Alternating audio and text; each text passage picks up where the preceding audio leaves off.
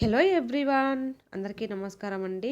పిల్లలు స్కూల్ నుంచి వచ్చిన తర్వాతకు లంచ్ బాక్సెస్ అండ్ అలానే స్నాక్స్ బాక్స్ ఇవన్నీ ఉంటాయి కదండీ. మన మజ్జిగ, ఓష్నగన్ అవన్నీ ఉంటాయి కదా!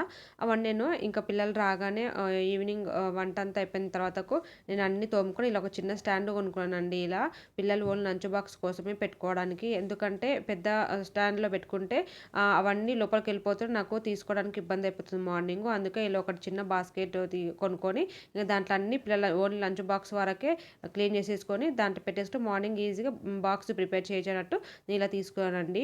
ఇంక ఇక్కడొచ్చేసి ఇంకా అలాగే ఇంకా బాటిల్స్ కూడా క్లీన్ చేస్తానండి. రోజు నైట్ ఇలానే క్లీన్ చేస్తానండి. మనం దాంట్లో కొద్దిగా సాల్ట్ వేసేసి అంటే సాల్ట్ వేసి క్లీన్ చేయడం అంటే డే బై డే అట్లా చేయొచ్చండి.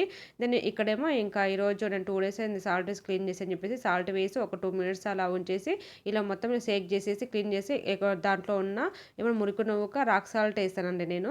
అదే రాళ్ళుప్పు అంటారు కదండీ! అదేసేసాను. ఇంక దానివల్ల నీట్‌గా అయిపోతుంది. ఇంకా చూడండి ఆ తర్వాత అది కొద్దిగా ఇట్లా షేక్ చేసిన తర్వాతకు అది పారబోసిన తర్వాతకి ఇట్లా బ్రష్ తీసుకొని లోపల మొత్తము ఇలా రుద్దుకొని నీట్‌గా కడేసుకోవాలండి. ఇంక ఎందుకంటే పిల్లలు మూతికెట్టుకొని తాగుతారు కదండీ స్కూల్ దగ్గర. పెద్దవాళ్ళైతే ఎత్తి పోసుకుంటారు.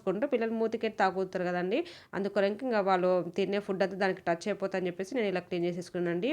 చూడండి. Please subscribe చేసుకోండబ్బా!